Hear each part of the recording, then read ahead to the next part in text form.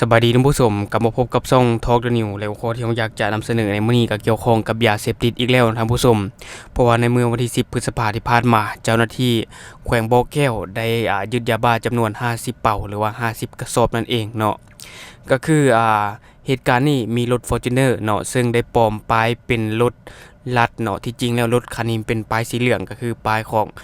ประชาชนทั่วไปแต่ว่าได้ปลอมป้ายเป็นป้ายรัดก็คือว่าป้ายรัดนี่จะเป็นป้ายสีฟ้าบ่ท่านผู้ชมป้ายสีฟ้าตัวหนังสือสีขาวจะเป็นรถรับใส่ห้องการหรือว่ารถรับใส่ข้าราชการของห้องการต่างๆนั่นเองท่านผู้ชมแต่ที่จริงแล้วรถคันนี้เป็นป้ายเหลืองซึ่งเจ้าหน้าที่ก็ได้ไล่จับอย่างดุเดือดท่านผู้ชมเนาะซึ่งตามการรายงานของเพจความสงบเขาเจ้าได้เขียนเอาไว้เนาะนี่ท่านผู้ชมแผนกตำรวจสกัดกั้นและต้านยาเสพติดปกสแขวงบ่อแก้วรายงานว่าวันที่10พฤษภาคม2025เจ้าหน้าที่ประจำจุดกวดกาน้ำเกิ้งได้เฮ็ดเวียกกวดกายานพาหนะเป็นปกติจนมาฮอดเวลาประมาณ 11:00 นได้มีรถ Fortuner สีปอนป้ายทะเบียนสีฟ้ากก0399บ่อแก้วขับขี่มาแต่ทางเมืองต้นเพิ่งได้ผ่านจุดกวดกาน้ำเกิ้งและจะมุ่งหน้าไปเมืองห้วยทรายแต่เจ้าหน้าที่คนขับก็บ่แม่นพนักงานรัฐหรือว่าแม่นอยู่ว่าป้ายรัฐเนาะแต่ว่าคนขับบ่แม่นพนักงานรัฐพอรถดังกล่าวผ่านจุดกดกาไปทางเจ้าหน้าที่จึงสังเกตเห็นป้ายรถทางหลังแม่นผิดปกติคือทางด้านหน้าแม่นติดป้ายรัดทะเบียนสีฟ้ากก0399บ่อแก้วแต่ทางหลังแม่นป้ายสีเหลืองทะเบียนกก8220สัญญาบุรีเนาะเมื่อเห็นแนวนั้นเนาะเจ้าหน้าที่จึงได้ขี่รถติดตามไปจนฮอดเขตปราสาทบ้านน้ำย้อนเมืองห้วยทรายจึงเห็นรถ Fortuner คันดังกล่าวและรถกระบะสีขาวบ่จื้อป้ายทะเบียนจอดอยู่แคมทางพร้อมทั้งมีคนประมาณ 2-3 คนลงจากรถมาเปลี่ยนป้ายทะเบียนรถ Fortuner เจ้าหน้าที่จึงได้จอดรถเพื่อลงไปกดกาแต่กลุ่มคนดังกล่าวแม่นได้เล่นขึ้นรถแล้วขับรถหนีไปจนเฮ็ดให้เจ้าหน้าที่ได้ยิงปืนใส่จำนวน2นัดหรือว่า2ลูกเนาะแต่ว่าพวกผู้เกี่ยวก็บ่ได้จอดรถและเจ้าหน้าที่จึงได้ขี่รถไล่ตามจนฮอดชนขวบ้านปากง่วงเนาะรถ Fortuner แม่นได้เลี้ยวหักไปทางบ้านนาแล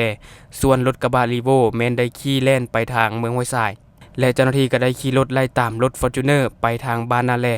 พร้อมยิงปืนใส่จำนวน8นัดแต่รถ Fortuner ก็ยังบ่ยอมจอดเนาะจนว่ามีการไล่ตามกันไปประมาณ2กิโลเมตรหรือว่า2หลักนั่นเองซึ่งหลังจากได้ไล่ตามกันไปประมาณ2กิโลเมตรท่านผู้ชม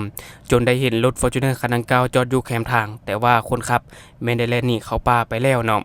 และทางเจ้าหน้าที่ก็ได้ไล่จับแต่ผู้เกี่ยวเอาตัวหลบหนีจากนั้นเจ้าหน้าที่ประจำจุดกดกาน้ำเกิ้งจึงได้ประสานหาห้องประชาการปกสแขวงบ่อแก้วเพื่อสมทบไปกวดการถคันดังกล่าวท่านผู้ชมผ่านการกวดกาของเจ้าหน้าที่เห็นว่ารถคันดังกล่าวแม่นรถต่างยาเสพติดหรือว่ารถขนยาเสพติดประเภทยาบ้าจำนวน50เป่ามี 5,000 มัดเท่ากับ10ล้านเม็ดอยู่ภายในรถท่านผู้ชมและเห็นว่ารถ Fortuner สีปอนป้ายทะเบียนแม่นกก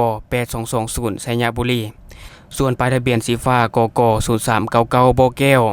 แม่นเพียงแต่เอากาว2หน้ามาติดทับใส่เพื่ออำพรางเจ้าหน้าที่เนาะท่านผู้ชม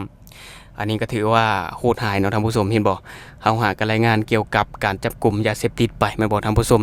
ในมื้อนี้จับได้อีกแล้วอันนี้ก็ถือว่าล็อตใหญ่นะท่านผู้ชม10ล้านเม็ดพุ่นน่ะหรือว่า50กระสอบเท่ากับ5,000 มัดท่านผู้ชมหรือว่าเท่ากับ10ล้านเม็ดอันนี้ถ้าหลุดรอดไปก็ถือว่าโอ้รวยแล้วเนาะ